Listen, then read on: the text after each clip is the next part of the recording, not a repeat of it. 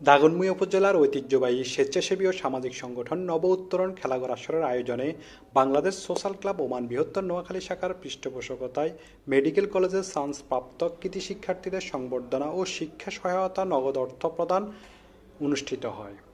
নব উত্তরণ খেলাঘর আসরের সভাপতি রফিকুল্লাহ শিকদারের সভাপতিত্বে এতে বিশেষ অতিথি ছিলেন বিজয়পুর ফাউন্ডেশনের চেয়ারম্যান ও নব উত্তরণের উপদেষ্টা Ekramul Haque, Oman social club সংগঠক ইঞ্জিনিয়ার আব্দুল কাদের মানিক, আজকের সময় সম্পাদক এম শরীফ ভূঁইয়া, ব্যবসায়ী শাহজাহান সাজু সহ আরও অনেকে।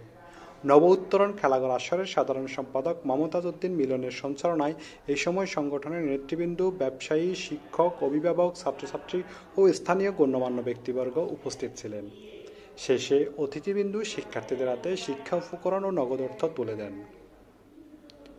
এফটিভি উপদেষ্টা সব কাজগুলো এগিয়ে নিয়ে যাওয়ার চেষ্টা সালে, কিন্তু আমি 30 বছর পর্যন্ত দেখতেছি নব উত্তরণ খেলাঘরকে ছাত্রছাত্রীদের উদ্দেশ্যে বলবো, মাঝপথে কেউ হাল ছেড়ে দিতে হবে এবং আলাপ আলোচনার মাধ্যমে এই খেলাঘর আসরের বিভিন্ন কার্যক্রম সম্বন্ধে আমি জেনে। তোমরা রাজি আছো? হ্যাঁ, সুতরাং তোমাদেরকে বলছি, ঠিক আছে, কে কে রাজি আছো?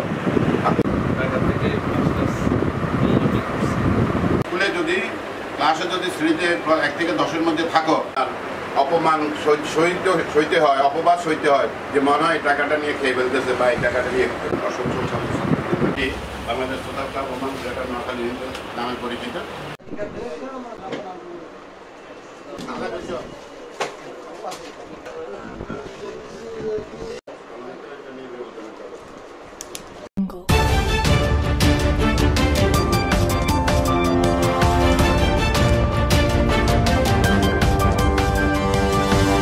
Audio Jungle.